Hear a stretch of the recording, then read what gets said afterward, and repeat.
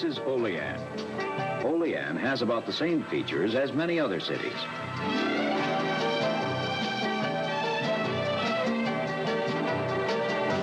But it does have one thing that's very much different.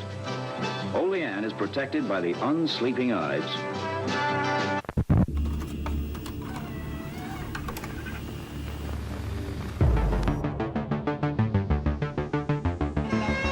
We have many questions about this new technology.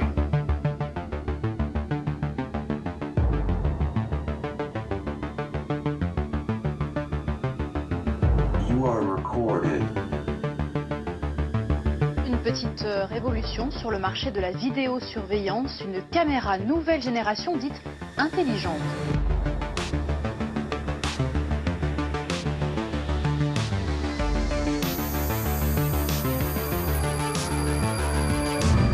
Ça y est, nous y sommes. Il aura fallu 50 ans. 50 ans pour que l'intelligence artificielle donne aux autorités un pouvoir jamais égalé. Celui de tout voir, tout entendre, partout, tout le temps. Le FBI aurait la capacité d'identifier 50% du pays à partir d'une seule photo. Les caméras de surveillance sont partout. Le gouvernement dispose d'une vision sans limite. Ça a quelque chose de terrifiant. Au nom de la lutte contre le terrorisme, l'Europe, les États-Unis et surtout la Chine se sont lancés dans une inquiétante course aux technologies de surveillance. Suivi, localisé, traqué. Plus rien n'échappe à cet œil qui ne dort jamais. Non content de nous scruter jour et nuit, 500 millions de caméras dans le monde prétendent désormais détecter nos émotions, repérer les comportements suspects et même prédire les crimes avant qu'ils ne se produisent. Qu'est-ce que vous préférez? Être en sécurité ou éviter d'être scanné par une intelligence artificielle? Moi, je veux être en sécurité. C'est très dommage qu'on ne perçoive pas le caractère paranoïaque donc, en fait, de cette idée, qui du coup implique comme réponse l'idée qu'il faudrait en permanence pouvoir surveiller tout le monde. Une obsession sécuritaire qui, dans certains pays, est en train de donner naissance à un régime d'un nouveau genre, le totalitarisme numérique. Ces violations des droits de l'homme impliquent clairement tout le monde, de Xi Jinping aux architectes de cet algorithme de la répression au Xinjiang. Jusqu'où ce désir de protection va-t-il nous conduire? Selon vous, le gouvernement chinois a tué votre enfant? Oui. Je hais la technologie. La technologie est une maladie. Quel niveau de surveillance nos libertés individuelles peuvent-elles endurer?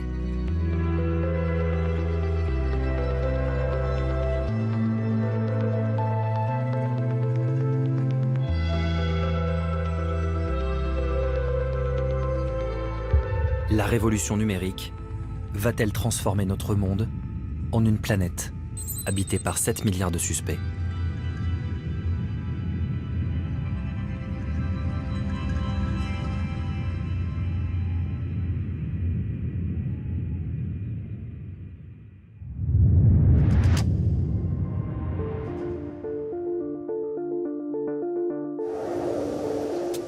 Il frappe sans prévenir, se dissimule pour mieux surprendre. Cela peut être lui ou elle. Le terrorisme est un ennemi bien souvent silencieux. Une menace quasiment indétectable qui, le 14 juillet 2016, a plongé toute une ville dans l'angoisse. Nice. Nuit d'horreur à Nice. Ce camion qui a foncé sur la foule en pleine fête du 14 juillet sur la promenade des Anglais. Le bilan Effroyable, s'alourdit donc encore ce matin. Il est désormais d'au moins 84 morts, parmi lesquels des enfants. En pleine fête nationale, un terroriste au volant d'un camion fou sème la mort dans la ville la plus vidéosurveillée de France. Un drame que certains ont vécu en direct à travers les écrans du centre de vidéosurveillance. Comment est-ce qu'on peut imaginer à un moment donné qu'un être humain puisse avoir l'idée de faire ça? On était sur une scène de guerre.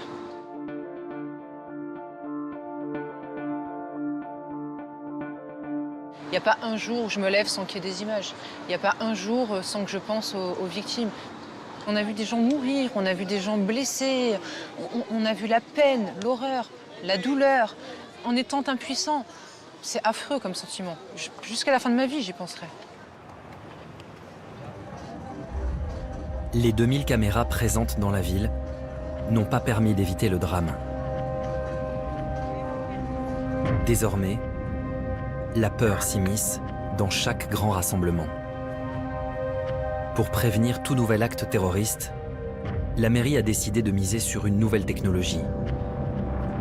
Un dispositif pour filtrer les entrées et sorties, expérimenté pour la première fois en France dans l'espace public.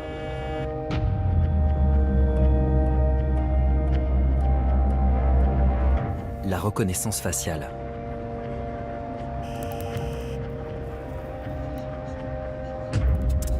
Bonsoir à tous, merci de vous porter volontaire pour cette expérimentation de reconnaissance faciale. On va voir avec le logiciel qui est en test comment il va être possible de vous reconnaître.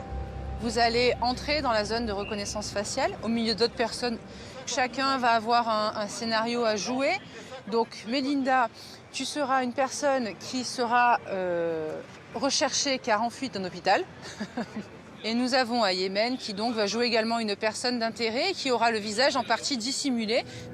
Et bien allez, on y va. Un logiciel va utiliser les caméras de la ville pour mettre un nom sur le visage des volontaires. Avec l'aide d'une seule photo, il va tenter de les identifier lorsqu'ils franchiront les portes du carnaval. Aymen jouera un apprenti terroriste.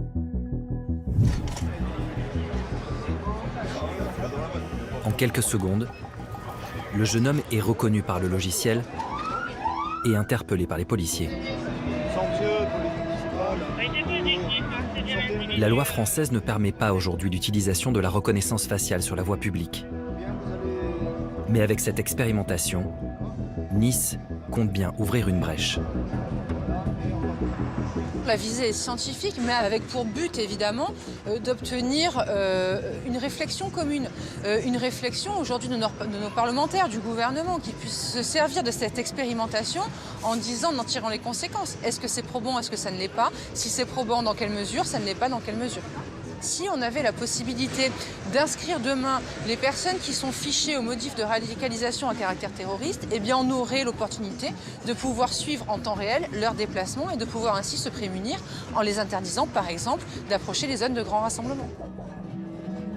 Ce dispositif de reconnaissance faciale, la ville de Nice est allée le chercher dans un pays confronté depuis longtemps au terrorisme. Une nation qui a fait de sa sécurité son obsession et la condition de sa survie. Israël.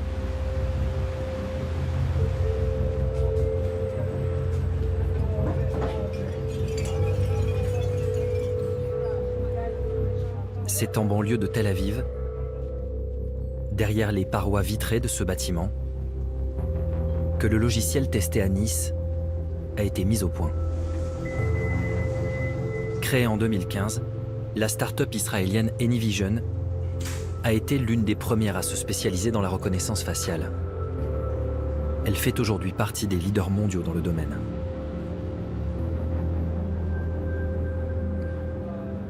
Voilà donc notre bureau. Nous avons environ 250 personnes en tout qui travaillent pour nous. Et 6 bureaux à travers le monde. Là, nous avons 150 personnes. Ça, c'est notre salle à manger. Si vous voulez prendre un café, vous pouvez vous servir. On a une machine à expresso fabuleuse.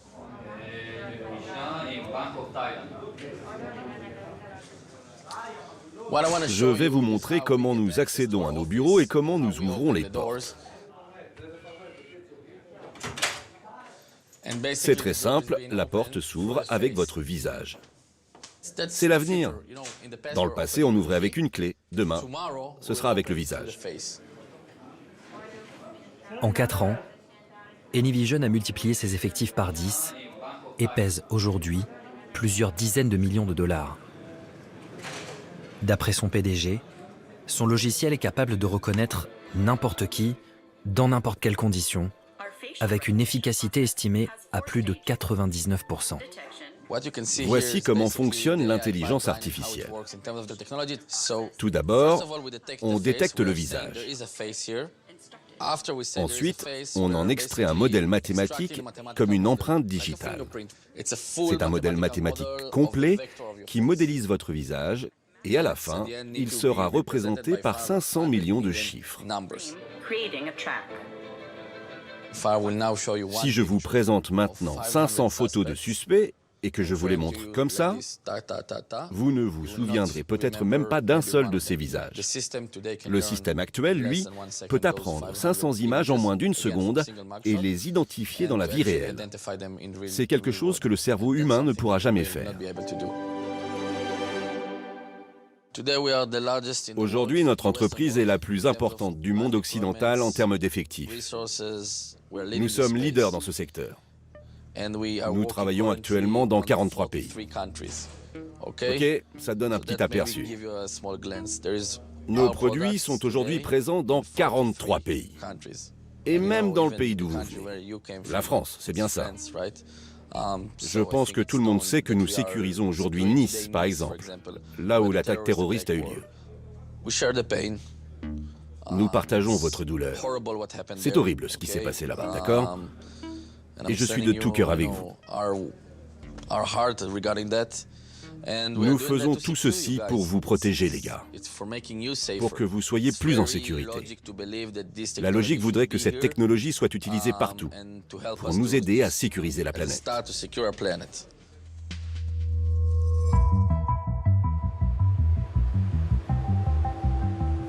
Banques, hôpitaux, écoles. Le dispositif de reconnaissance faciale d'Anyvision est utilisé partout en Israël, y compris par la police pour sécuriser la ville de Jérusalem. L'État hébreu est aujourd'hui l'un des principaux exportateurs de systèmes de surveillance dans le monde. Une expertise acquise au fil de l'histoire.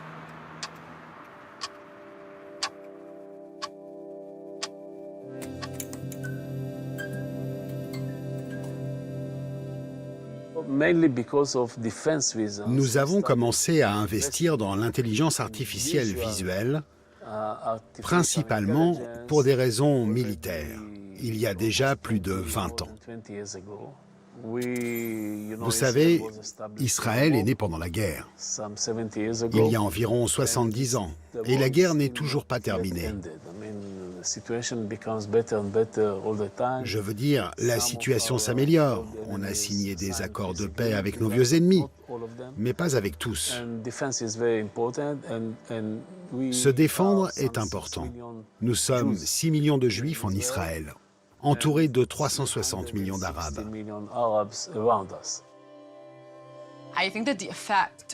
L'effet de l'occupation de la Cisjordanie et de Gaza, mais aussi le fait d'être situé au cœur du Moyen-Orient et de surveiller constamment l'intégralité des pays autour de nous, c'est ce qui a permis à cette industrie de se développer. Israël compte le plus grand nombre de sociétés de surveillance par rapport à d'autres pays.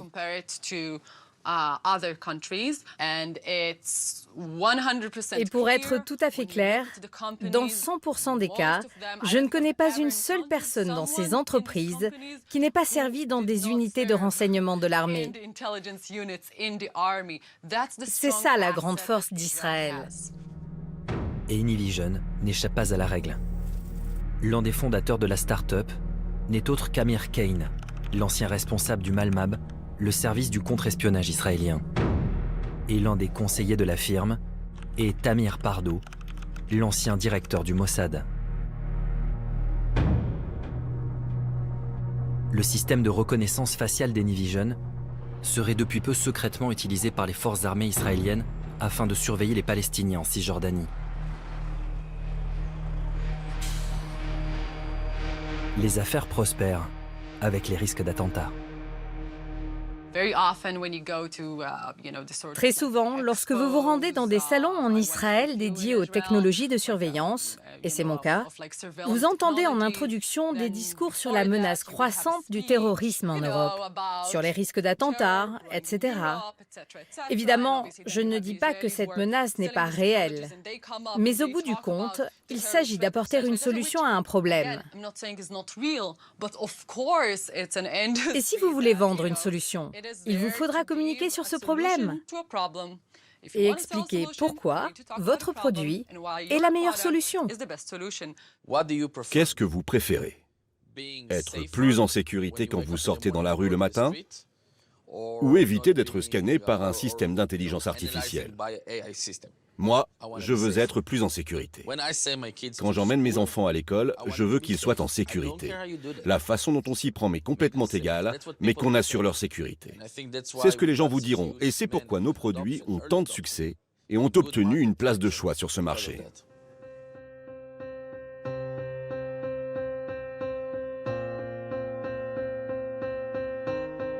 En 15 ans, les actes terroristes sont passés de 2000 à près de 14 000 par an dans le monde. Quant au nombre de tués, il a été multiplié par 9. Comme un virus, la peur des attentats se propage. Et les villes se protègent.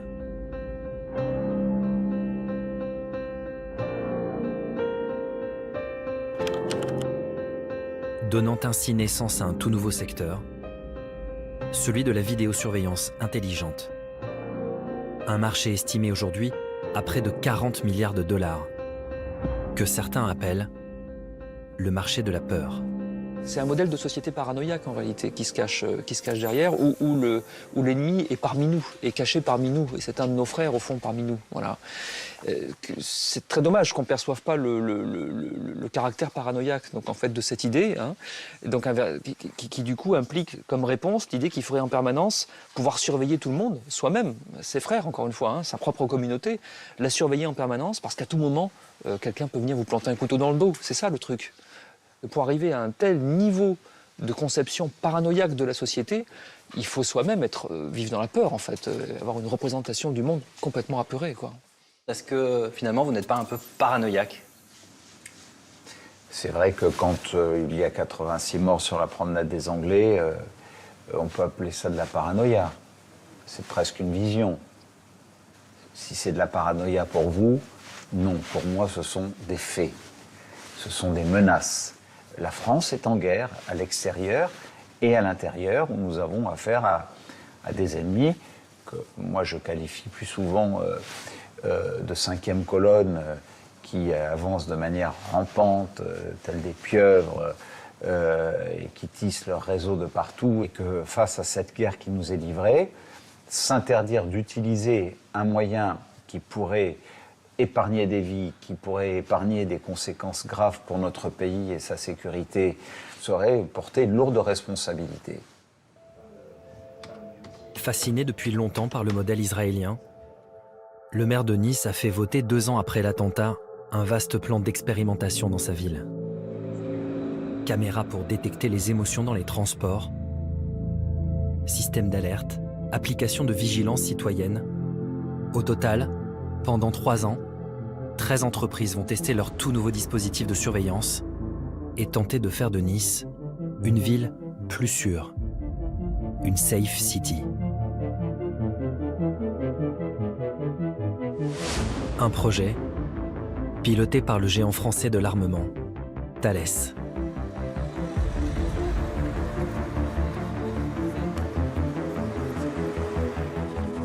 « 98% des attentats qui ont été empêchés l'ont été par des renseignements humains.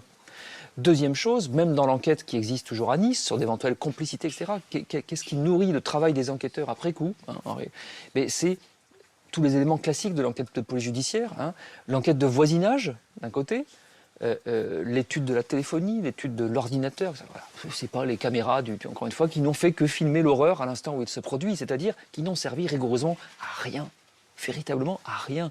Alors, le discours politique continue, ça marche pas, mais c'est pas grave, je suis déjà passé à l'annonce suivante. J'ai déjà prévu le gadget de sécurité d'après, le dispositif d'après, parce que j'entre dans la campagne d'après, on voit bien, hein. C'est une espèce de fuite en avant, continue, puisqu'il s'agit toujours, encore une fois, de continuer à camper la posture politique sur laquelle on pense qu'on se fera réélire, et de faire tourner le commerce, hein, dans une alliance objective.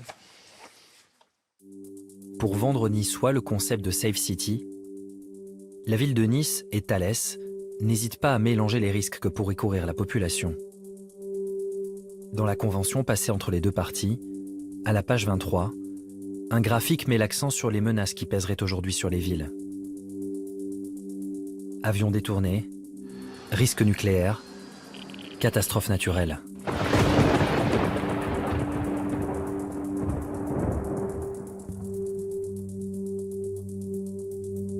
Page 42, la Convention pointe les obstacles qui pourraient nuire à la mise en œuvre du projet. Les restrictions budgétaires d'une part, et un changement de paradigme et des politiques qui placeraient la sécurité sur un second plan. En d'autres termes, pour que Safe City voie le jour, la peur doit rester dans les esprits.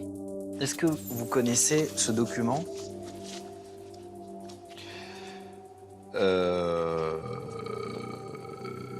Oui.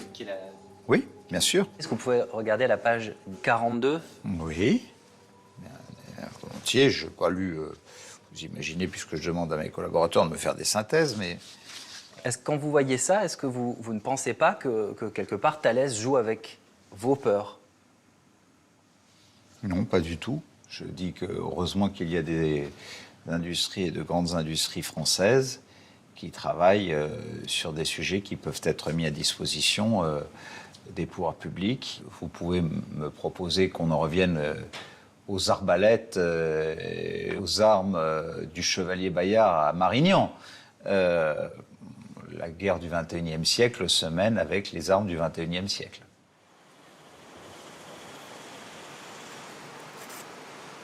Cette multiplication des outils de surveillance suscite des inquiétudes.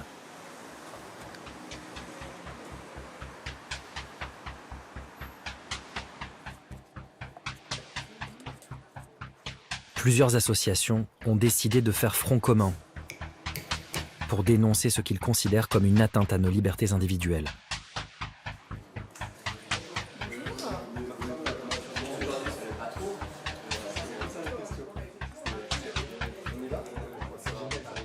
Avec les dernières avancées en intelligence artificielle, en big data, c'est-à-dire les capacités de traitement de flux massifs de données et d'analyse de ces données, on a constaté un développement d'outils finalement de surveillance qui se développe partout en France petit à petit.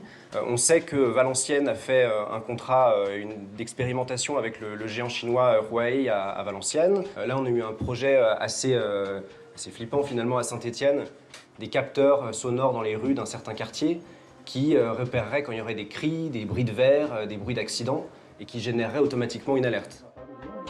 Depuis plusieurs années, la Quadrature du Net et la Ligue des droits de l'homme multiplient les recours juridiques contre ces expérimentations qui ne respecteraient pas le RGPD, le nouveau règlement européen de protection des données, adopté en 2016. On a vraiment l'impression qu'effectivement, petit à petit, se basant sur l'expérimentation, se fondant un peu sur l'absence de cadre juridique de toutes ces nouvelles technologies, on voit effectivement se répandre plein de nouveaux dispositifs, technologies, d'outils de surveillance. Et les élus et les acteurs qui sont dans ce milieu-là en profitent parce qu'en fait, on est dans l'opacité, on est dans le manque de débat public, donc on peut expérimenter et développer sans que personne s'en rende compte. Mais il faut justement lutter contre cette opacité, parce que c'est trop dangereux pour nos libertés. Au cœur de leurs préoccupations, le fichier TESS, le fichier des titres électroniques sécurisés. Une base de données créée en 2016 et gérée par le ministère de l'Intérieur français. Elle regroupe l'ensemble des cartes d'identité et des passeports. Elle regroupe l'ensemble des cartes d'identité et des passeports couleur des yeux, empreinte digitale, image numérique du visage, ce fichier serait la première étape d'une surveillance de masse. C'est le parfait outil pour la reconnaissance faciale de l'ensemble de la population. Parce qu'une fois que vous avez en fait le visage qui est identifié dans une base de données, en fait, vous mettez une caméra dans la rue couplée à ce fichier, et là vous pouvez reconnaître et identifier toute la population tout le temps. On est en train d'essayer de faire passer, au fond, comme une lettre à la poste, comme dit l'expression courante, des choses quand même extrêmement importantes, des formes de fichage biométrique de toute une population. Certainement qu'au début, ce sera toujours pareil, c'est réservé d'abord avec toutes les garanties de confidentialité, réservé à un usage très précis, administratif, bureaucratique, machin. Jamais ça ne fera l'objet de fichiers connectés à autre chose, ayant d'autres usages. C'est toujours ce qu'on dit au début. Le seul problème, c'est que survient régulièrement un attentat qui crée une émotion générale et des discours politiques qui disent « enfin, qu'est-ce qui se passe, qu'est-ce qu'on fait? Il faut utiliser tous les moyens qu'on a. Comment nous avons un fichier, on ne l'utilise pas, mais enfin, ça suffit, on ne peut plus rester naïf face au terrorisme, il faut utiliser, etc. » C'est-à-dire qu'en permanence, il y a des situations exceptionnelles qui viennent renverser la logique ordinaire.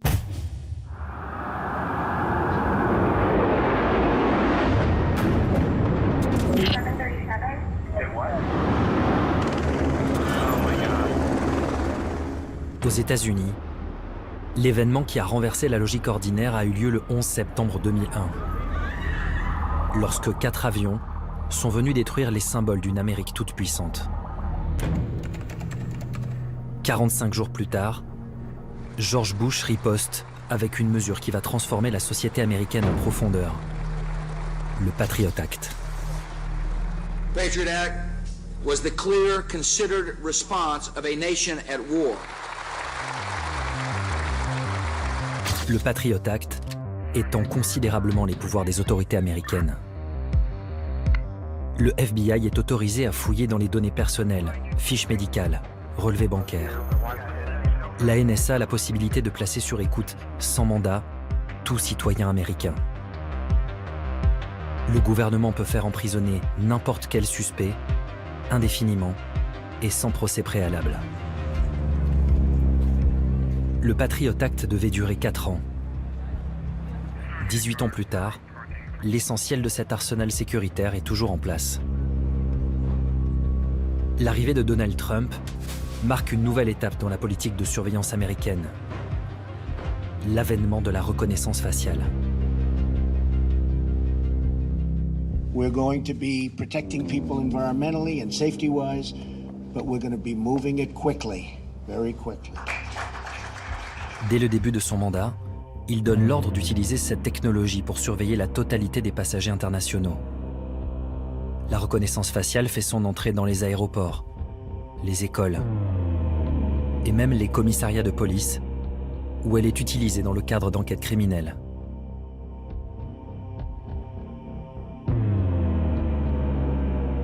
Une contamination qui fait descendre les Américains dans la rue et force le Congrès à ouvrir une commission d'enquête sur la reconnaissance faciale. Durant les auditions, 2 juristes vont ouvrir les yeux des parlementaires sur les dangers liés à cette nouvelle technologie, Nima Gouliani et Clark Garvey. Comment allons-nous empêcher la création d'un état de surveillance? Comment protéger les libertés que nous accorde le premier amendement et ne pas se dire « je ne peux pas aller à cette manifestation de peur que mon visage soit scanné ». La reconnaissance faciale donne aux forces de l'ordre un pouvoir qu'ils n'ont jamais eu auparavant. En 2016, nous avons déposé des demandes d'accès à des documents publics dans plus de 100 juridictions à travers le pays, demandant simplement quelles données biométriques y étaient conservées. Et nous avons découvert que plus de la moitié des Américains aujourd'hui figurent dans une base de données de reconnaissance faciale utilisée dans les enquêtes criminelles. Et ce, uniquement grâce à leur permis de conduire ou à leur carte d'identité. Et ça, personne ne le savait. Ça nous a tous surpris. Le FBI aurait la capacité d'identifier 50% du pays à partir d'une seule photo. Le Congrès n'a jamais autorisé le FBI à avoir accès à ces informations. Et les gens qui obtiennent leur permis de conduire n'ont jamais coché une case ou spécifié « Je consens à être dans cette énorme base de données de reconnaissance faciale ». Les deux femmes vont révéler l'une des défaillances les plus inquiétantes du système de reconnaissance faciale. Son incapacité à identifier correctement les personnes de couleur.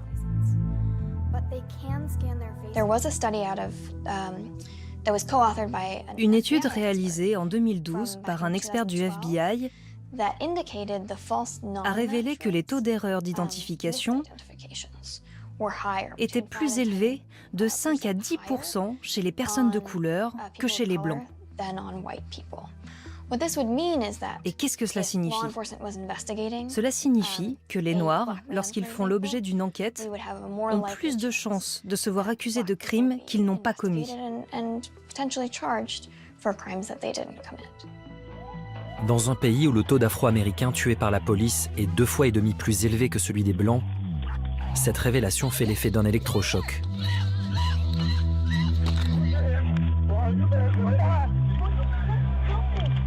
D'autant qu'une firme propose aux policiers un nouveau système qui leur permettrait d'utiliser la reconnaissance faciale sur le terrain, en temps réel, avec des caméras embarquées. Hi, ma'am. Did you report your vehicle stolen today? What was your name? I'm Shaylee. Shay, do you have an ID on you? Perfect. Thank you so much, Shay. Un dispositif appelé Recognition, vendu par le géant Amazon. Un logiciel testé dans 2 États, que s'est procuré l'Association américaine de défense des libertés individuelles.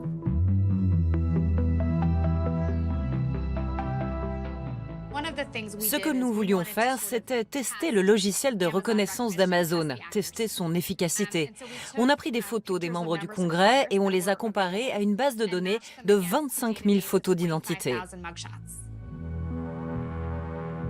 En comparant les photos d'identité des députés américains avec une base de données de personnes fichées par la police, le logiciel d'Amazon a confondu 28 membres du Congrès, essentiellement des personnes de couleur, avec des délinquants. Il y a eu 28 faux jumelages, y compris les parlementaires Gomez, Sonia et Clay, qui siègent à ce comité. Et 40% de ces fausses correspondances étaient des députés de couleur. Je pense qu'à ce moment-là, c'est vraiment devenu une question concrète pour les membres du Congrès. Beaucoup de députés qui n'avaient même jamais pensé à la technologie de la reconnaissance faciale ont soudainement compris « Hey, je pourrais être l'une de ces erreurs. Cette technologie pourrait être utilisée contre moi. » Je pense que cela a vraiment changé leur façon de voir les choses parce qu'encore une fois, c'était un test réalisé dans des conditions parfaites. Malgré ces révélations au Congrès américain, Amazon continue à vendre son logiciel aux policiers. Un logiciel à fort potentiel, commercialisé à un prix agressif, à peine 12 € par mois. L'utilisation de la reconnaissance faciale n'est pas sans risque. Et malgré ses défaillances, cette technologie est aujourd'hui mise au service d'armes létales. C'est ce qu'a découvert cette ancienne salariée d'une start-up spécialisée dans la reconnaissance faciale. En 2016, Liz O'Sullivan est engagée comme cadre et nommée responsable éthique chez Clarify, une jeune société pleine d'avenir.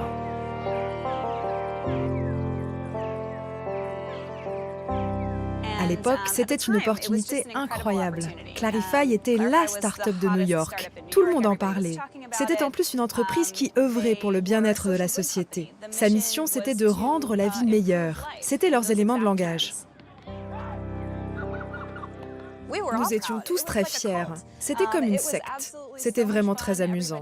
Tout le monde était si intelligent, si beau et tellement amical. C'étaient les gens les plus gentils et les plus intéressants que vous pouviez rencontrer. 1 an après son embauche, l'ambiance de Clarify change du tout au tout. Liz sent que son PDG cache quelque chose. Pour une raison inconnue, ils ont décidé de dissoudre le comité éthique. Ils ont exigé que nous couvrions entièrement les fenêtres de la porte pour que personne ne puisse voir à l'intérieur du bureau. Tous ces éléments mis bout à bout ont commencé à me rendre méfiante, et je n'étais pas la seule. La jeune femme mène son enquête et découvre ce que son PDG cherche à dissimuler. Clarify aurait passé un contrat avec le département de la défense américaine dans le cadre d'un projet baptisé Projet Maven.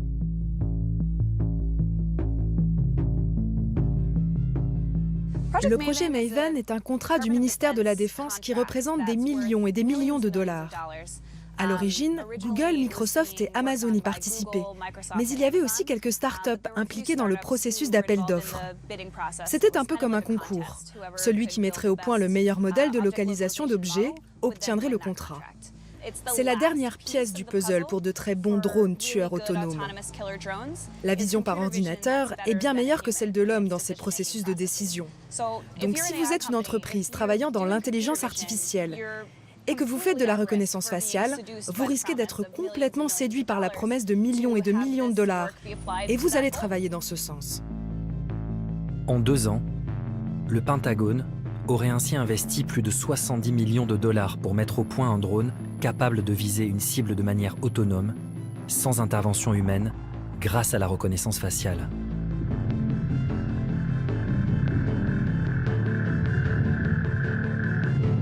Pour tirer les choses au clair, Liz décide d'écrire à son PDG et lui poser cette question.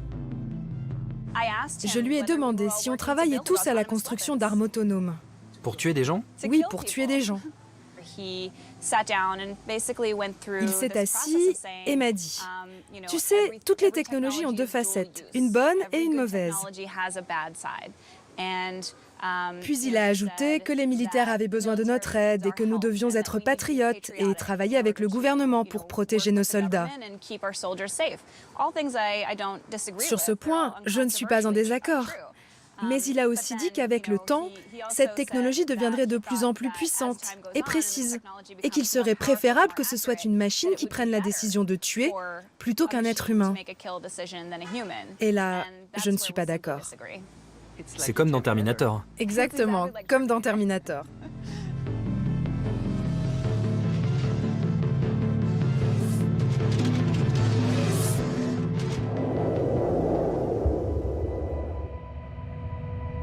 Le pacte scellé entre des sociétés spécialisées dans la surveillance et l'armée n'est pas propre aux États-Unis.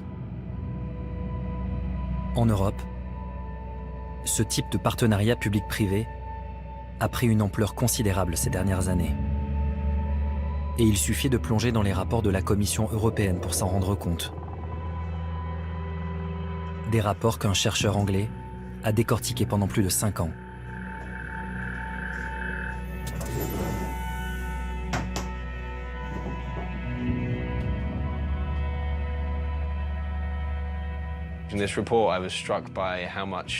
En étudiant ce rapport, j'ai été frappé de constater à quel point ces technologies ressemblent aux mauvais films de science-fiction des années 80. Par exemple, il y a un projet appelé Roll Border qui vise à créer des essaims de drones semi-autonomes pour patrouiller le long des frontières européennes.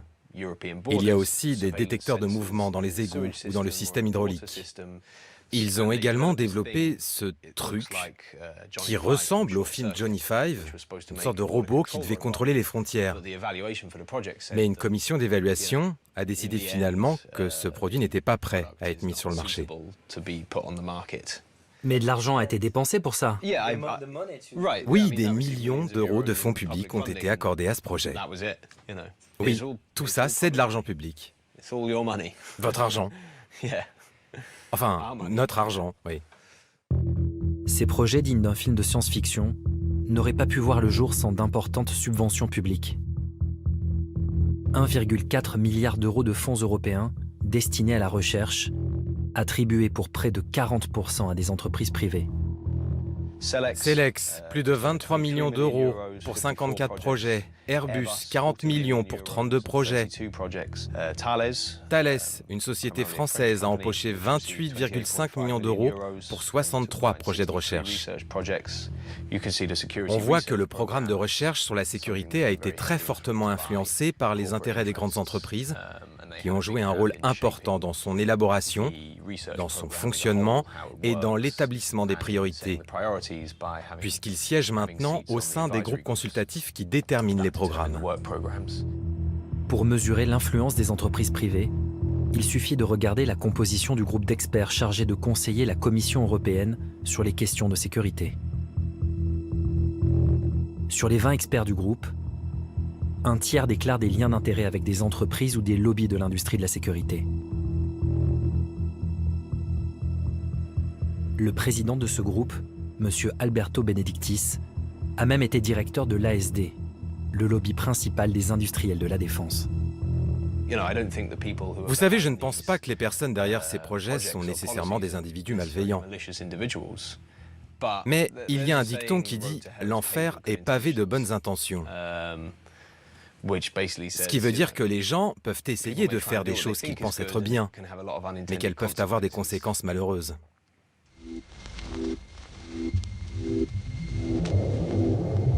Si l'Europe nous prépare un monde sous surveillance, en Chine, la réalité a déjà dépassé la fiction.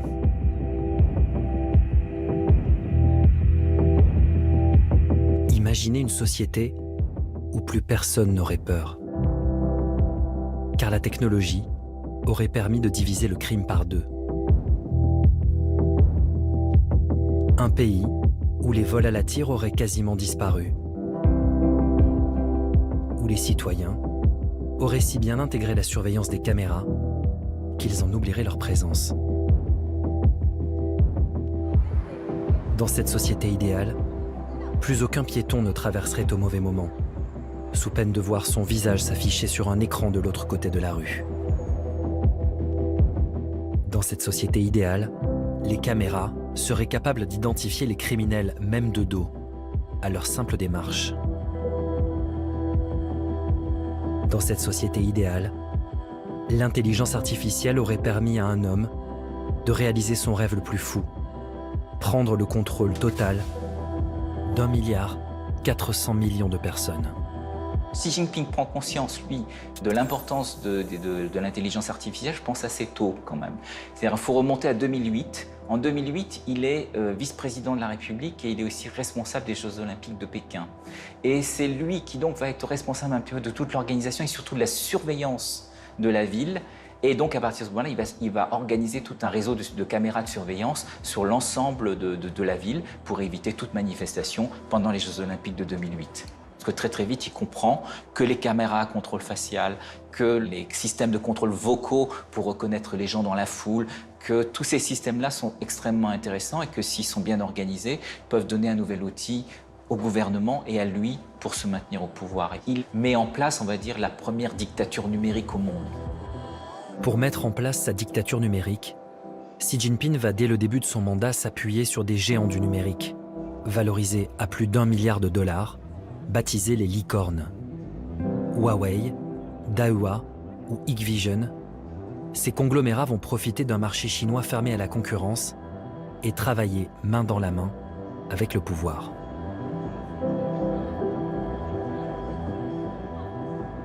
Les licornes sont bien sûr au cœur du système. Aujourd'hui, les entreprises privées, au-delà de 50 personnes, sont obligées d'avoir une cellule du parti avec un secrétaire général du parti de la cellule à l'intérieur. Ça veut dire que finalement, les licornes sont devenues le bras armé de la politique de Xi Jinping. Les licornes sont devenues obligatoirement et peut-être pas forcément avec plaisir, on va dire des collaborateurs du système. Avec l'aide des licornes, Xi Jinping va faire basculer le pays dans un univers orwellien que personne n'avait anticipé. En 2013, année de son investiture, la Chine comptait près de 100 millions de caméras. En 2020, 600 millions. Soit une caméra pour 2 habitants.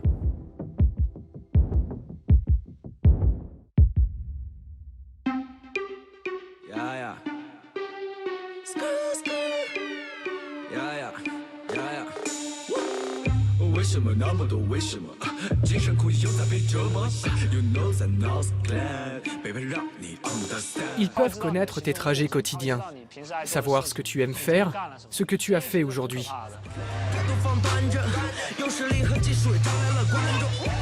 Les caméras de surveillance sont partout. Le gouvernement dispose d'une vision sans limite. Ça a quelque chose de terrifiant. Le système de surveillance chinois, ce jeune artiste a décidé de le défier, de le fixer droit dans les yeux pendant des heures pour le narguer. Lorsque mon regard traverse la caméra, lorsque je cligne des yeux, c'est comme si j'entrais en contact avec la personne qui se trouve derrière l'écran. Nous créons ainsi un échange entre deux êtres humains. Et à ce moment-là, ce système immense, ce contrôle infaillible et effrayant peuvent être temporairement oubliés. À 29 ans, Gaëlou est l'un des rares à oser dénoncer ouvertement ce développement fulgurant du Big Brother chinois. Une surveillance très intrusive qui s'inscrit dans une longue tradition.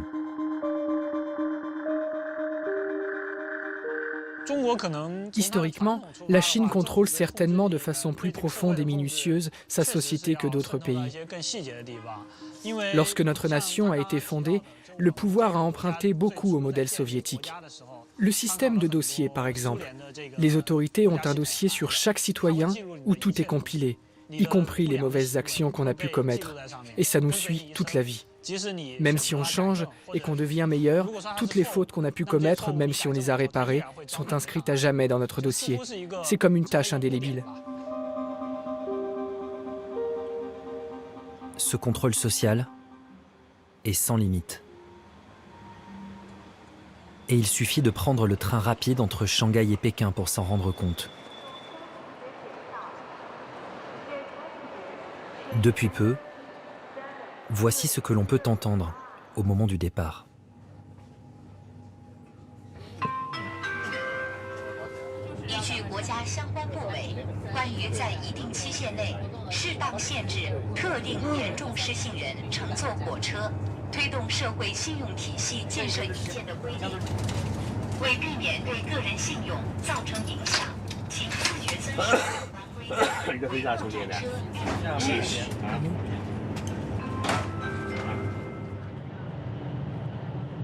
Récemment, l'Empire du Milieu a décidé de mettre la société au pas en instaurant un système de notation qui récompense ou pénalise les citoyens en fonction de leur comportement. Un système baptisé crédit social, expliqué dans une vidéo pédagogique.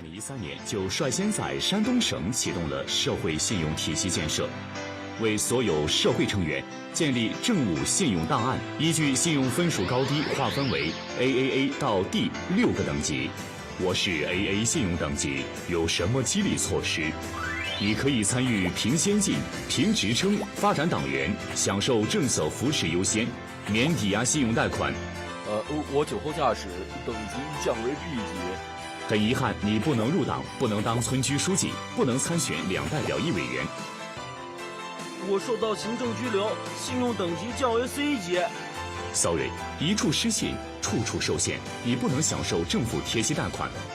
我是法院老赖，等级降至 C 级，你将受到联合惩戒，被列入了失信黑名单，不能当兵，不能坐飞机，不能参加政府采购工程招投标，不能获得政策支持。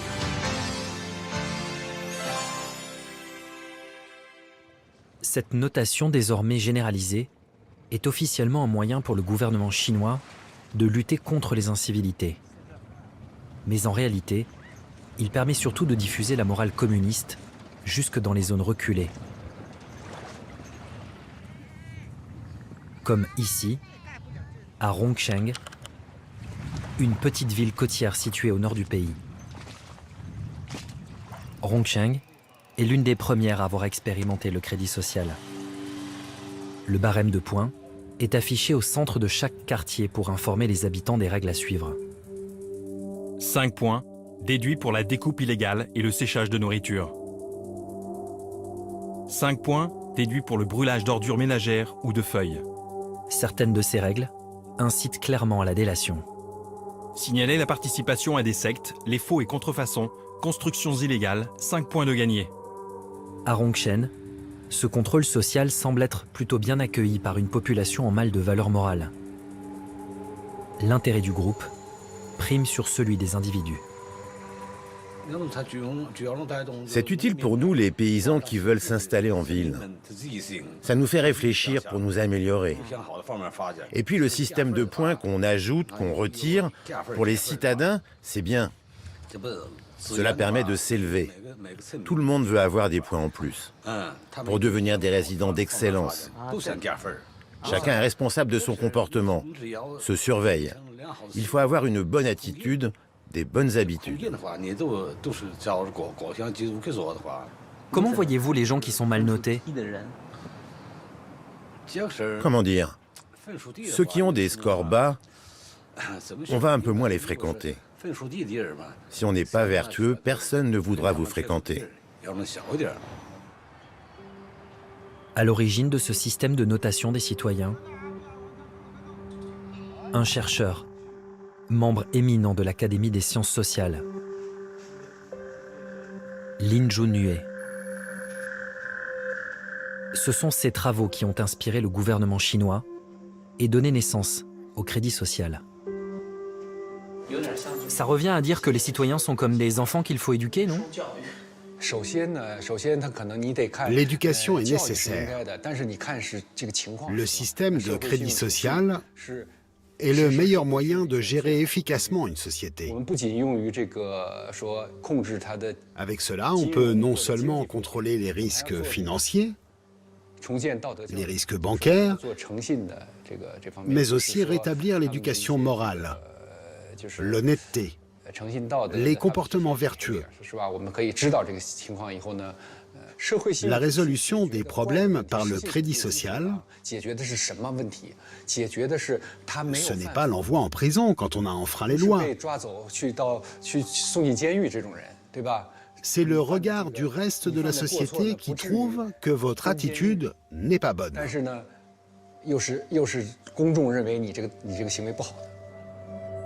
Crainte de la réprobation, peur de l'ostracisation, les citoyens sont muselés. Les mieux notés ont droit au tableau d'honneur et deviennent la fierté de toute une nation, comme à l'époque maoïste. Ainsi, à Rongchen, leur visage s'affiche aux abords du siège local du Crédit social, comme dans toute la ville. Ils sont les exemples à suivre, comme cette femme, Yuan Shanghui, une éducatrice très appréciée. Spécialiste de la santé mentale, elle travaille avec sincérité et aide les élèves pauvres. Elle s'occupe des autres enfants comme des siens. Ses élèves l'appellent même maman enseignante. Elle a été élue 5e modèle de moralité à Rongchen. Mais en Chine, difficile de mettre la main sur ces fameux mauvais citoyens. Expulsés hors des villes, pointés du doigt. Dans certains centres commerciaux, leurs visages défilent sur des panneaux lumineux pour mieux les humilier. Dans une autre province, les autorités leur ont même attribué une sonnerie de téléphone particulière. La personne que vous essayez de joindre a été mal notée par le tribunal de la ville de Dengfeng. Merci de l'inciter à se responsabiliser et de l'aider à respecter la loi. Aujourd'hui, plus de 20 millions de citoyens chinois seraient placés sur liste noire. Interdits de voyager à cause d'une mauvaise note. Est-ce que tu connais ton score? Je pense qu'il ne doit pas être très élevé.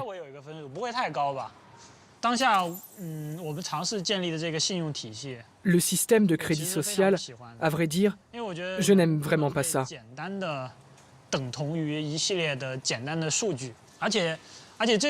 L'homme ne saurait être réduit à une série de chiffres toutes bêtes.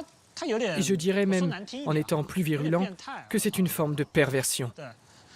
Plus personne n'osera faire des erreurs, tenter des expériences, prendre des risques. Nous deviendrons des morts vivants. Oui, des machines. Je trouve ça détestable. C'est terrifiant. Je n'accepte pas ce genre d'avenir. Vous n'avez pas peur d'avoir créé un monstre? Non, je ne le vois pas comme ça. D'abord, il faut la paix et la stabilité, que chacun vive bien. Et après seulement, on réfléchira aux droits de l'homme. Vous comprenez? Quand vous n'arrivez même pas à vivre, tout le reste est superflu. Je pense qu'on a mis en place une bonne méthode technologique. Et j'espère vraiment qu'on arrivera à l'exporter dans un pays capitaliste. Je trouve que la France devrait vite adopter notre système de crédit social pour régler ses mouvements sociaux.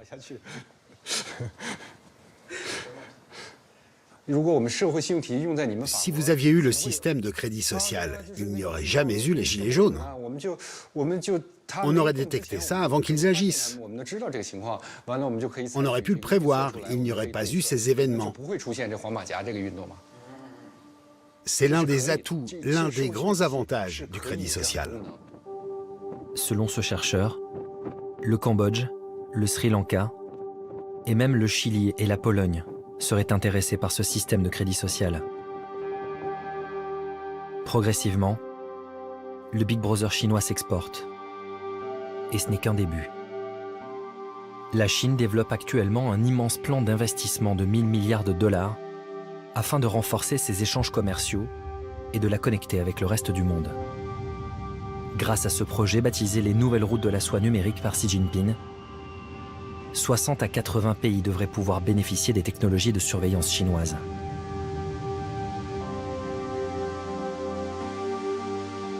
« 60 à 80 pays,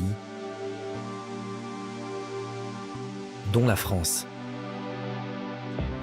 qui au printemps 2019 recevait en grande pompe le dirigeant de l'Empire du Milieu.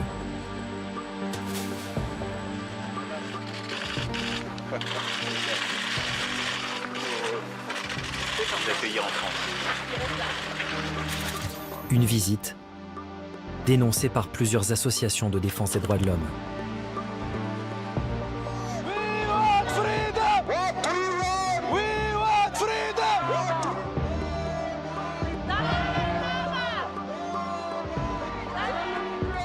Nous sommes réunis aujourd'hui à cause du passage de M. Xi Jinping, président de la République populaire du Chine, à Paris.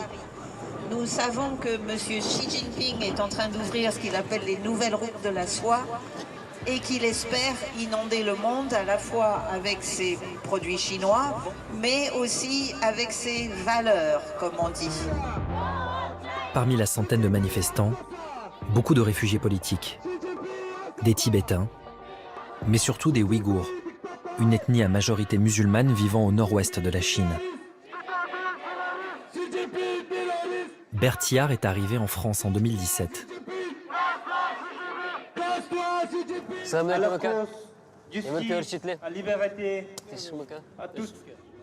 Ce jeune homme de 28 ans a quitté Urumqi, la capitale du Xinjiang, pour se réfugier en France. En quelques années, il a vu sa ville natale se transformer en un laboratoire de surveillance à ciel ouvert. Ma ville natale me manque. J'y pense tout le temps. C'est une région magnifique, avec ses montagnes, ses lacs, ses déserts, ses jardins et ses oasis, qui n'ont rien à voir avec d'autres endroits. Mais notre ville a perdu de son charme. Au Xinjiang, il y avait déjà des caméras partout, à chaque coin de rue. Mais en 2009, nous avons appris l'arrivée d'autres technologies. Par exemple, l'enregistrement vocal. Certaines voitures de police étaient équipées de machines qui permettaient de capter des conversations à distance. Quand on se baladait dans la rue en discutant, si on voyait une voiture de police qui passait, on arrêtait la discussion jusqu'à ce que la voiture s'en aille. Ensuite, ils ont inventé un appareil, une sorte de décodeur destiné aux familles. Forcément, nous étions méfiants. Parce que les gens disaient que l'appareil pouvait enregistrer les conversations à la maison. Comme on n'avait plus la liberté de parler, on allait dans des endroits éloignés, loin de la ville. On allait au moins à 10 km de la ville, parfois 40 ou 50. pour partager nos opinions politiques. Dans des endroits où il n'y avait pas d'équipement de surveillance, comme les montagnes, les forêts ou les lacs, pour se libérer de la frustration au fond de nous, pour parler de politique, pour partager nos pensées.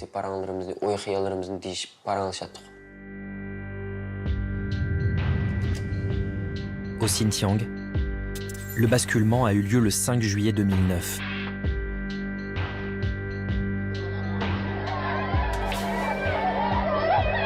Ce jour-là, de violentes émeutes éclatent à Urumqi après un soulèvement ouïghour.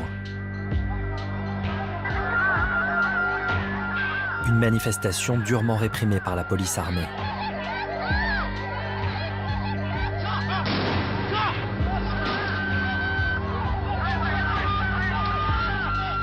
Munis de couteaux et de barres de fer, des émeutiers ouïghours s'en prennent aux Han, l'ethnie majoritaire chinoise, qui se venge dès le lendemain. Des affrontements interethniques qui causeront plusieurs centaines de morts.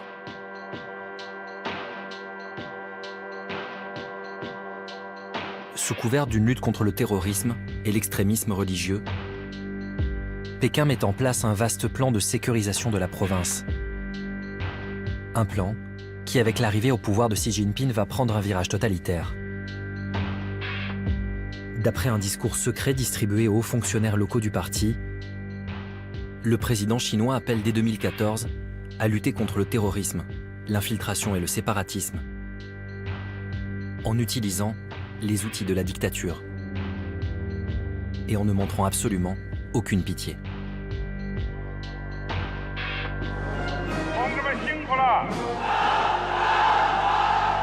Dix ans après les émeutes, au Xinjiang, le budget pour la sécurité a été multiplié par 10. Il atteint près de 10 milliards de dollars. La région est considérée comme la zone la plus surveillée au monde. Pour pouvoir filmer dans cette province, il faut déjouer le système de surveillance chinois, se rendre quasi invisible auprès des autorités. Car au Xinjiang, les journalistes étrangers ne sont pas les bienvenus.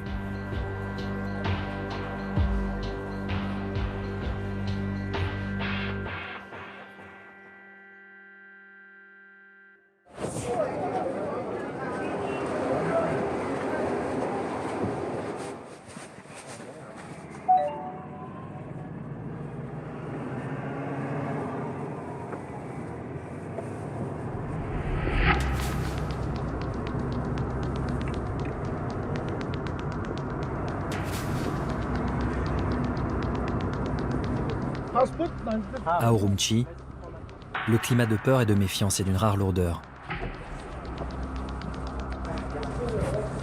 Checkpoint à reconnaissance faciale contrôlé par l'armée.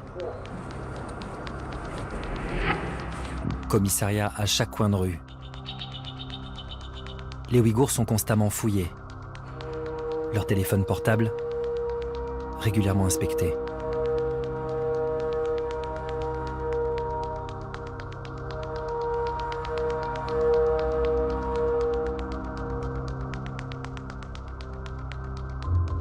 Une surveillance qui, à en croire ce chauffeur de taxi, a pris des proportions inimaginables ces dernières années.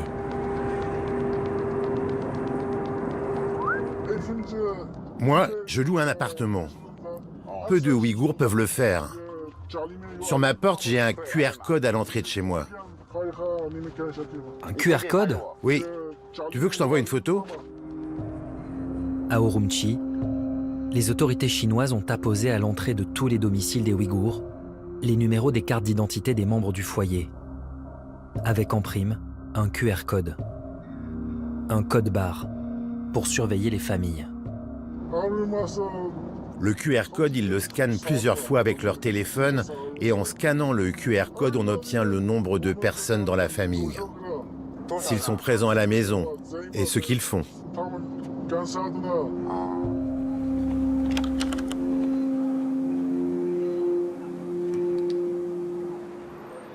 Les Ouïghours ne peuvent plus sortir du Xinjiang sans autorisation. Et ils sont réduits au silence, C'est ce que nous allons découvrir dans le Grand Bazar, le quartier historique de la ville. Un quartier quadrillé par des checkpoints à reconnaissance faciale.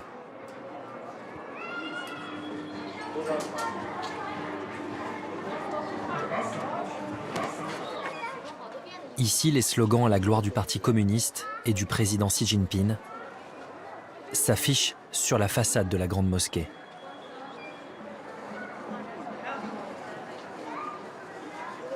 Vous êtes de la communauté ouïghour? Non, non, merci. Bonjour, on peut vous poser une petite question? Non, désolé. Non, pourquoi? On ne peut pas parler politique ici. Par contre, si vous voulez parler de nos produits locaux, pas de souci. On parle d'une répression du gouvernement chinois envers les Ouïghours. Vous en avez entendu parler? Non, j'ai jamais entendu parler de ça. Non. Dans le Grand Bazar, les autorités ont donné pour consigne aux citoyens de ne pas s'adresser aux étrangers. D'ailleurs, des policiers s'assurent que personne ne déroge à la règle. Qu'est-ce qu'il y a?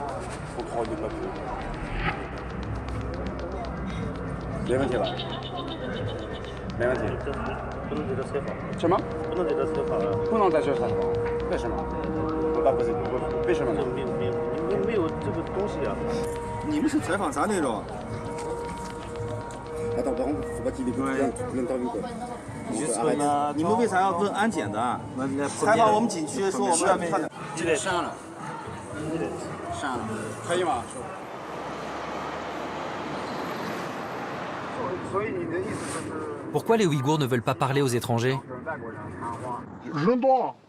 Il y a beaucoup de gens qui veulent témoigner, mais ils ont peur. Dès que l'on parle à un étranger, la police nous tombe dessus. Ce qui se passe au Xinjiang ne doit pas sortir d'ici. Le gouvernement ne veut pas que l'ONU soit au courant.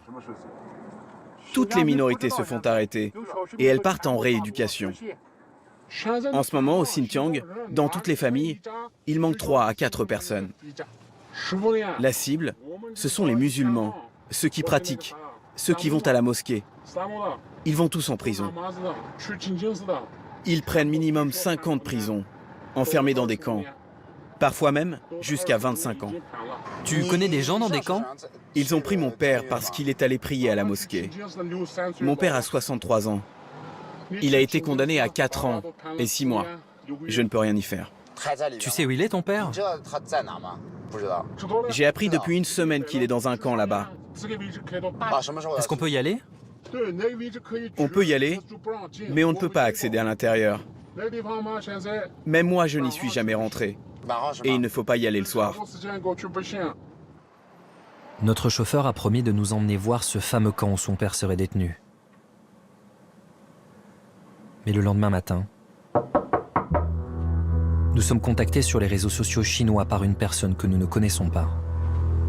Donc j'ai reçu un message hyper bizarre ce matin, à 8h30. Elle nous informe que notre chauffeur ne viendra pas. En gros, elle me dit bonjour, est-ce que vous allez bien? Est-ce qu'il y a quelqu'un? Parce que j'ai pas répondu vu que je me réveillais. Pourquoi c'est toi qui me contactes? C'est mon camarade de classe. Il m'a raconté ce qu'il a fait hier. Et après, il a eu un problème. Il a reçu un appel. Il a eu des soucis. Je ne sais pas comment dire. Qu'est-ce qui s'est passé? Il va bien? Je ne sais pas comment vous dire. Il se fait interroger par les flics. La police veut connaître votre relation. Je vais contacter un ami pour voir s'il est disponible pour vous conduire. Il revient vers vous. Vous êtes d'accord? Ne parlez pas de choses sensibles à l'intérieur de la voiture. Garde pour toi tout ce que tu vois. Les gens ne sont plus pareils. On ne sait pas ce qu'ils cachent au fond d'eux.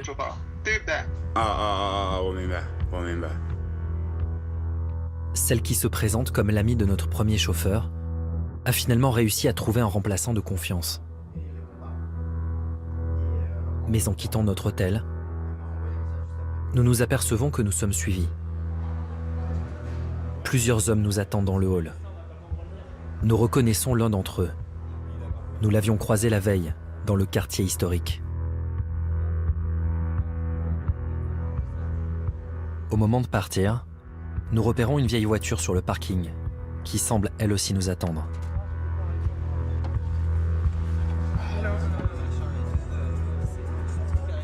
Nous sommes pris en filature.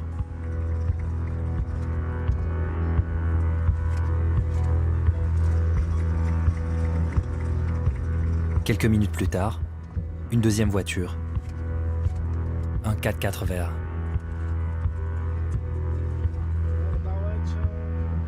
Le camp où sont détenus les Ouïghours est à 60 km d'Urumqi. Le chauffeur nous indique qu'il ne pourra pas s'arrêter, mais simplement passer devant. Nous découvrons le fameux bâtiment. Il semble être sorti de terre très récemment. Nous sortons notre caméra pour le filmer. Mais le 4x4 vert fait barrage. Nous décidons de faire le tour et de tenter de voler une image.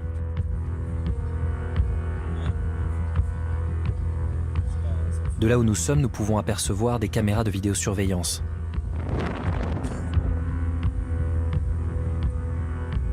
Une voiture de police et ses inscriptions sur la façade.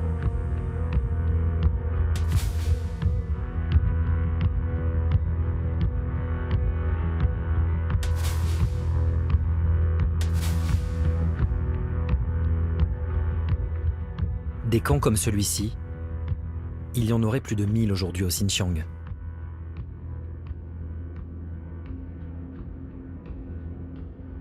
L'étude minutieuse des images satellites révèle l'étendue de la répression chinoise. Aujourd'hui, selon les ONG, plus d'1 million de personnes y seraient détenues.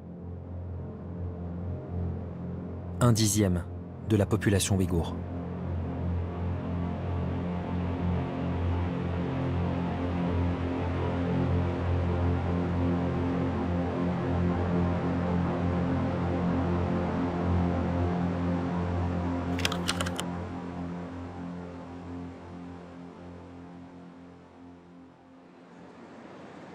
Rares sont ceux qui ont pu s'enfuir. Nous avons réussi à rencontrer l'une d'entre elles. Elle s'appelle Mirigul Tursun. Elle est aujourd'hui réfugiée avec ses enfants aux États-Unis. Quand je suis avec les enfants, j'oublie tout. Je remercie Dieu. J'ai perdu ma famille et les autres, mais au moins j'ai mes enfants.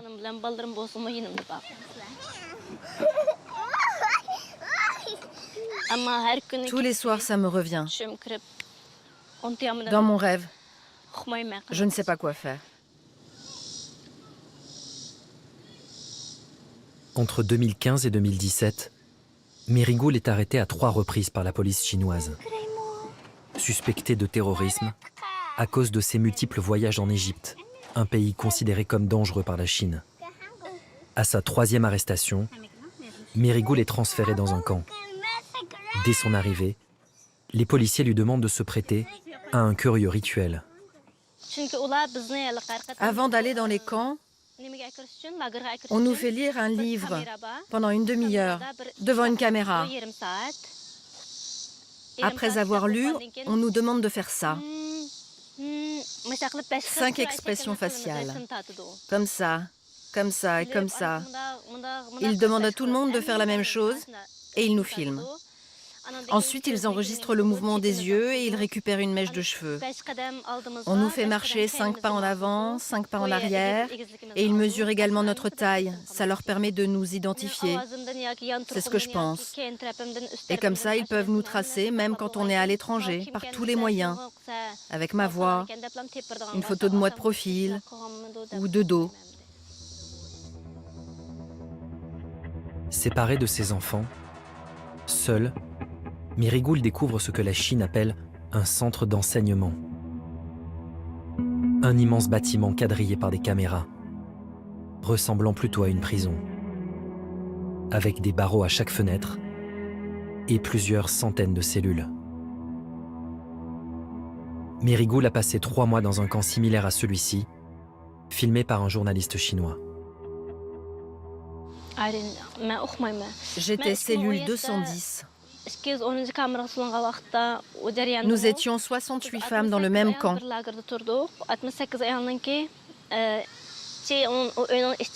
L'intérieur de la pièce était très froid, crade, avec des mouches. Une odeur insupportable. Les femmes ne sortaient jamais de leurs cellules. Dans la nuit, on entendait le bruit des chaînes, les cris des gens, des corps qui se faisaient traîner, par terre, à droite, à gauche. Les femmes rentraient dans leurs cellules avec du sang partout. Il y en a une qui est rentrée complètement épuisée. On aurait dit qu'elle avait subi des chocs électriques sur la chaise. Une fois par semaine, on nous forçait à avaler des médicaments. L'objectif est de briser leur identité. Ce que nous avons constaté dans les camps de rééducation politique à travers le Xinjiang, c'est que l'on force les gens à parler le mandarin au lieu de parler ouïghour. On les force à prêter allégeance au régime et au Parti communiste chinois. Il semble que Pékin pense qu'il peut effectivement éradiquer l'identité ouïghour et la remplacer par une identité entièrement dévouée au gouvernement central et au parti. On nous mettait en ligne et on nous faisait réciter des propos du parti, tels que « Vive le Parti communiste »,« Longue vie à Xi Jinping »,« Notre Allah et le communisme chinois ». On devait les répéter très rapidement, sinon on était privé de nourriture. En ce moment, ça m'arrive encore de chanter inconsciemment ces chansons.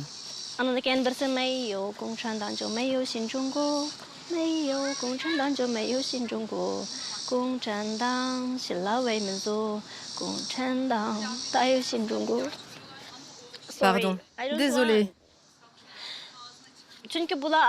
C'est leur chanson préférée, pas la mienne.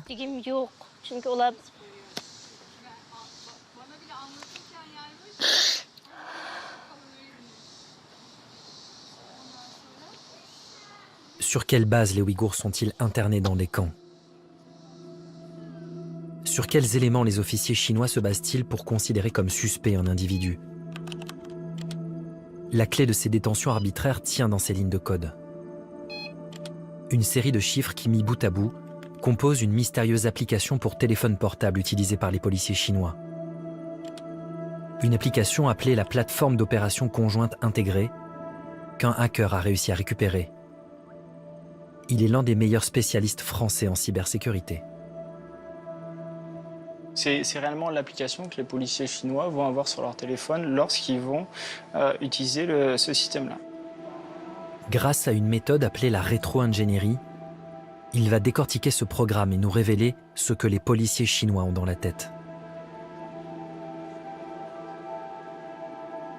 Lorsqu'on ouvre l'application et qu'on va regarder le code à l'intérieur de l'application, on va obtenir par exemple le nom des différents fichiers.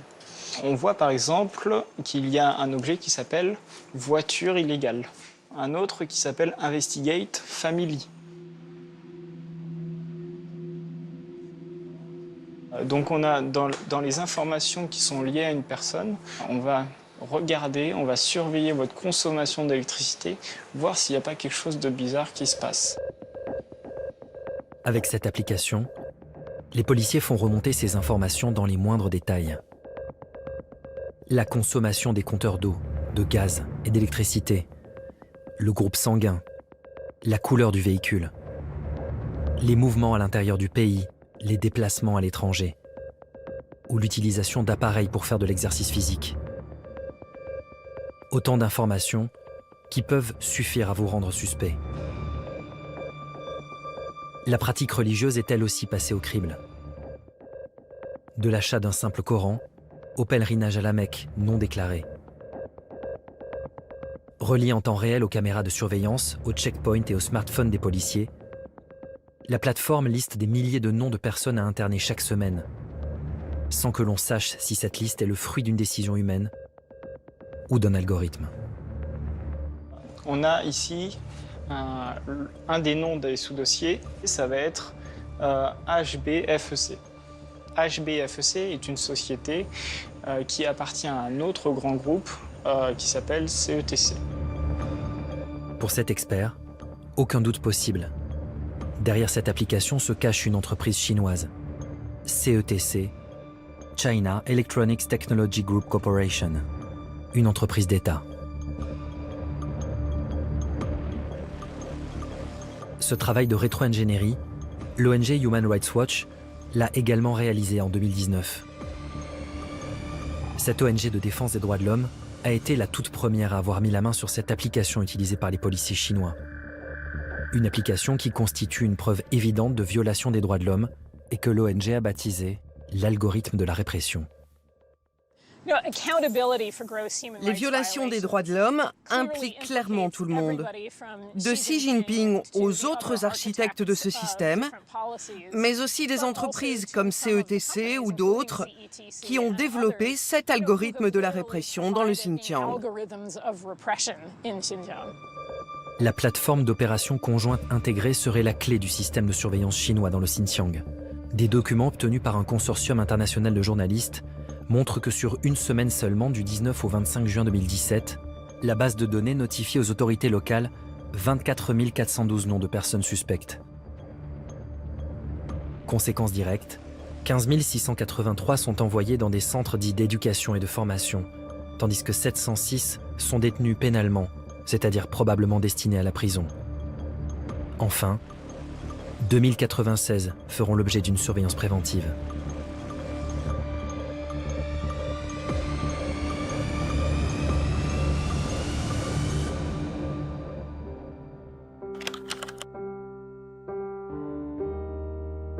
Human Rights Watch a publié un rapport détaillé sur cet algorithme de la répression et demandé des comptes à Pékin.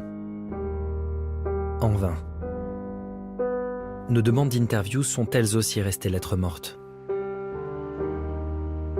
À Paris, durant l'automne 2019, une réunion très discrète a été organisée dans le cadre du dialogue franco-chinois, à laquelle la presse française n'est pas conviée. Nous filmons l'événement avec un téléphone portable. Plusieurs responsables politiques français, comme les deux anciens premiers ministres, Dominique de Villepin, Laurent Fabius, et des diplomates chinois vont se succéder pour vanter la coopération entre les deux pays. Nous profitons d'une pause pour aller interpeller Wang Yi, le ministre des Affaires étrangères chinois, sur la politique menée au Xinjiang. Just one question, please.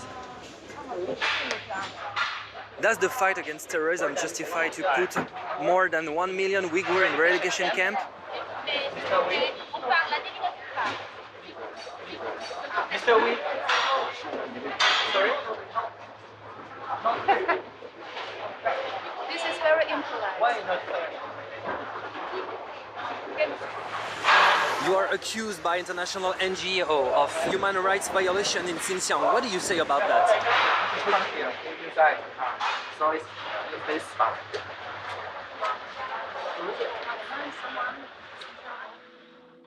Aucune preuve.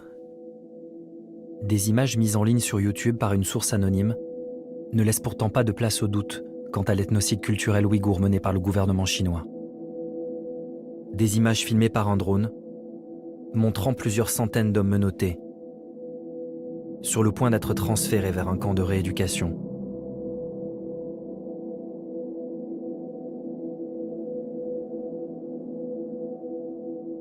La mise en place de camps de rééducation avec le système de surveillance, la position de QR code sur les maisons qui donne la possibilité aux policiers de savoir qui est à l'intérieur, combien on gagne, ce qu'on fait, si les enfants vont à l'école, etc. De trains pour emmener ces Ouïghours vers des centres de rééducation ou de concentration, évidemment, rappellent des périodes de l'histoire qui sont assez dramatiques, de systèmes totalitaires qu'on a connus, c'est vrai, en Europe. Lorsqu'elle sert une idéologie totalitaire, la technologie peut causer des dégâts irréversibles. La répression des Ouïghours par le régime chinois en est aujourd'hui le symbole.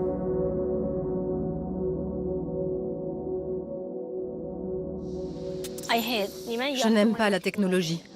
Je la hais. Pourquoi? Avec la technologie, les sentiments disparaissent, comme si on était contaminé par une maladie. Tout est artificiel. En plus des traumatismes laissés par sa détention, Merigoul doit également vivre avec le souvenir d'un enfant perdu.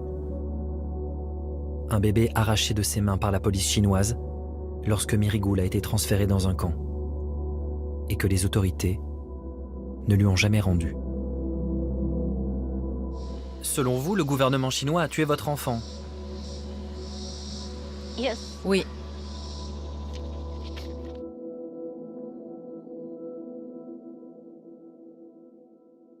Si Merigoul a pu s'enfuir,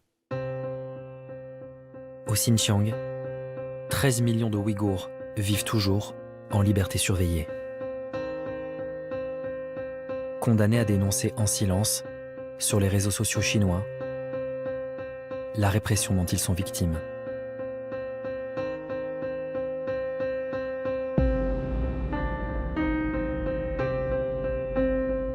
Se nourrissant de nos peurs et de la course effrénée à l'intelligence artificielle, le virus de la surveillance semble n'avoir aucune limite.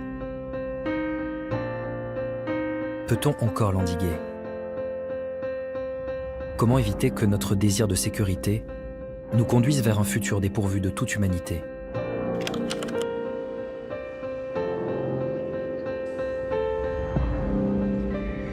La ville de San Francisco, berceau de la révolution numérique, a fait un choix radical.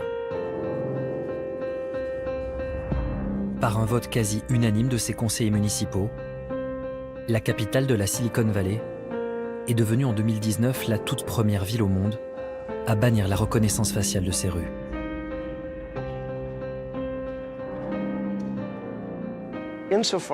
Dans la mesure où nous sommes le siège et le symbole de la technologie, et ce depuis de nombreuses décennies, je veux dire depuis l'époque de Hewlett-Packard et de certains des pionniers d'Apple, cela nous confère plus de responsabilités. San Francisco doit montrer l'exemple.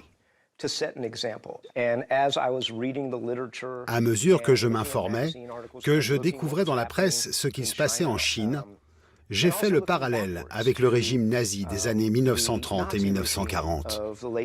Ce régime s'appuyait lui aussi sur des entreprises informatiques, mais avec des technologies beaucoup moins performantes.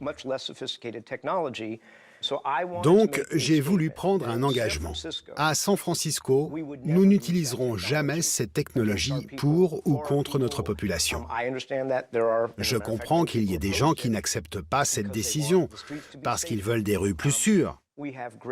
Mais nous avons d'excellentes forces de l'ordre à San Francisco. Nous avons un faible taux de criminalité. Aujourd'hui, je veux remettre le génie dans sa bouteille.